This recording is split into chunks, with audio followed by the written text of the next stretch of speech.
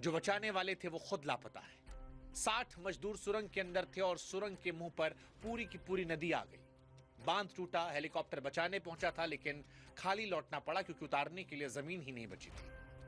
और ये पानी रुका नहीं है, ये गंडक बनकर बिहार आ रहा है। 8 जिले अलर्ट पर है।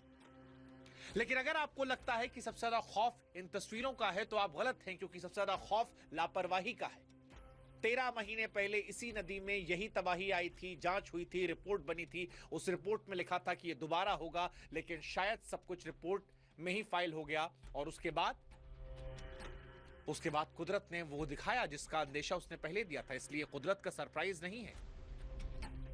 नेपाल जो झेल रहा है वो डिक्लेयर की गई मौत है, बस तारीख आनी बाकी थी। और इसीलिए आज सवाल नेपाल की इस त्रासदी को लेकर है कि जब सब कुछ पता था तो सैकड़ों जिंदगियां उस रास्ते पर किसने छोड़ी? क्या यह प्राकृतिक आपदा है या फिर इसके लिए जिम्मेदार हैं हम? नमस्कार, मैं हूं शुभांकर मिश्रा और आज नेपाल के लिए सारी दुनिया दुआएं कर रही है। लेकिन दुआओं के साथ साथ आज हम ये समझेंगे कि यह पानी आया कहां से। 13 महीने पहले जब वार्निंग दी गई थी तो फिर उससे सबक क्यों नहीं लिया गया? 26 अगस्त बुधवार सुबह करीब 8:30 बजे तिब्बत की तरफ से लेंदे नदी में कुछ होता है, गड़गड़ाहट। चश्मदीद बताते हैं कि ऐसी आवाज आई जैसे ज्वालामुखी फटा हो। और ये नदी नीचे आकर कहलाती है भोटे कोशी। वहां से चली तो सीधे उस दरवाजे पर पहुंची जहां से नेपाल चीन का सारा व्यापार गुजरता है। फिर वहीं पर बॉर्डर पर वो दरवाजा जहां से भोलेनाथ के यात्री तिब्बत में घुसते हैं, कैलाश जाते हैं। यानी उस सुबह मौत ने वो दरवाजा चुना जहां सबसे ज्यादा लोग खड़े थे, ट्रक वाले, मजदूर, पुलिस वाले और यात्री। इसके बाद 9 बजे रसू वागड़ी पहुंचता है ये सैलाब, और यहीं पर वो सीसीटीवी वाला सीन आता है। कस्टम, ट्रक, इमिग्रेशन सब बह जाता है। 9:15 बजे जिले के सबसे बड़े अफसर तक खबर पहुंचती है। तब तक पानी टिमुरे बाजार को निगल चुका है। और यहां पर एक बात नोट करने वाली, पूरी कहानी इसी पर है। उस दिन रसुआ में बारिश नहीं हो रही थी। खुद जिला अफसर ने कहा, यानी ये बादल फटने वाली बाढ़ नहीं थी, ये पानी कहीं और से आया था। पानी दौड़ता है, रास्ते में जो आता है, गांव, बाजार, सबको निगलता चला गया, बस्तियों को। जितनी तेजी से आया उतनी तेजी से गुजर गया और पीछे कीचड़, मलबा, सन्नाटा सब छोड़कर चला गया। इस तबाही का अगर आप हिसाब लगाएंगे तो आप जानते हैं नेपाल में इस पानी ने क्या क्या निकला। सबसे पहले रक्षकों को निकला। बॉर्डर से लेकर नीचे घाटी तक 3 के 3 पुलिस पोस्ट बह गए। 32 जवान लापता हैं, यानी जिनकी ड्यूटी थी बचाना, उन्हें ढूंढा जा रहा है। दूसरा, सुरंग के 60 लोग।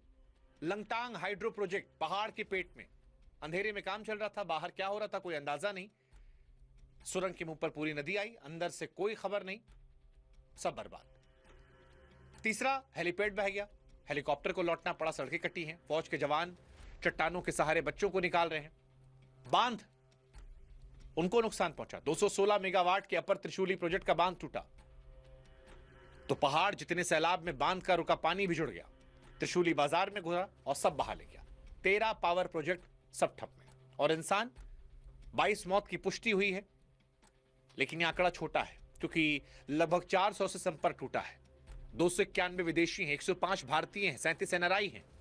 सबसे ज्यादा तो कैलाश रूट पर है।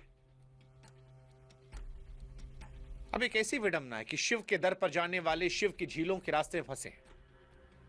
हालांकि सभी लापता का मतलब मौत नहीं है। टावर बहे हैं, रास्ते कटे हैं, लोग सुरक्षित मिल भी रहे हैं, आंकड़े हर घंटे बदल रहे हैं, लेकिन डर है। सीमा पार और बुरा हाल है। तिब्बत की वो पोर्ट जहां से कैलाश यात्री एंट्री करते हैं, वहां दर्जनों लोग बहे हैं। हालत ऐसी है कि खुद चाइना के शी जिनपिंग को सर्च का आदेश देना पड़ा। इधर नेपाल के पीएम बालेन शाह ने नदी किनारे लोगों सतर्क रहने की अपील की है। भारत भी मदद की बात कर रहा है। कहा जा रहा 88 को जिंदा बचाया गया है, 12 हेलीकॉप्टर लगे हैं। लेकिन कहानी खत्म नहीं हुई है। ऊपर पहाड़ों में पानी अभी भी रुका है। प्रशासन ने साफ कहा है कि एक और दीवार कभी भी टूट सकती है। लेकिन अब सवाल यह है कि जब बारिश नहीं हुई तो नेपाल में पहाड़ जितना पानी आया कहां से? और जवाब बड़ा आसान है। हिमालय के ऊपर ग्लेशियर है, बर्फ के पहाड़। धरती गर्म हो रही है, ये पिघल रहे हैं और पिघला पानी कई बार ग्लेशियर के ऊपर ही झील बना लेता है। और इसी झील की दीवार क्या है? चट्टान नहीं, बर्फ का मलबा। एक दिन ये टूटता है और पूरी झील एक झटके में नीचे। विज्ञान इसे ग्लोफ कहता है, देसी भाषा में पहाड़ पर टंगा पानी का बम। काठमांडू यूनिवर्सिटी के वैज्ञानिक कह रहे हैं कि बर्फ का पहाड़ नदी में गिरा, नदी ब्लॉक हुई, पीछे पानी जमा हुआ और वो दीवार फटी। उसी सुबह तिब्बत में 4.4 तीव्रता का भूकंप आया था। अब कोई कह रहा भूकंप ने गिराया, कोई कह रहा झील फटी, सब अलग अलग चला रहे हैं। लेकिन सच ये है कि ये बम इस घाटी में पहले ही फट चुका था। हमें पता था कि यहां ऐसा हो सकता है, तैयारियां नहीं थी। 8 जुलाई 2025 को यही नदी यही तिब्बत में सैलाब लेकर आई थी। 9 मौत हुई थी, 19 लापता थे। नेपाल चीन को जोड़ने वाला फ्रेंडशिप ब्रिज बह गया था और कैलाश यात्रा का यह रूट महीनों के लिए टूटा था। तब नेपाल सरकार, अंतर्राष्ट्रीय वैज्ञानिकों की सैटेलाइट रिपोर्ट में साफ साफ लिखा गया था कि फिर हो सकता है। और इसीलिए आज कुछ सवाल हमारे नेपाल सरकार से हैं कि एक सायरन की कीमत कितनी होती है। जुलाई 2025 के बाद यह हिसाब किसी ने क्यों नहीं लगाया? तिब्बत के टिमरे तक पानी को पहुंचने वक्त लगता है। 10 मिनट की वार्निंग सैकड़ों जाने बचा लेती, पर वो 10 मिनट किसने खाए? सवाल नंबर 2 चीन से भी है। झील तिब्बत में है, मॉनिटरिंग चीन के हाथ में है। जुलाई 2025 के बाद नेपाल के साथ रियल टाइम क्या डेटा शेयरिंग शुरू हुई थी? और अगर हुई थी तो फिर ये दिन क्यों देखना पड़ रहा है? तो दोस्तों, जिन लोग को रिस्ट वॉच पहनने का ज़्यादा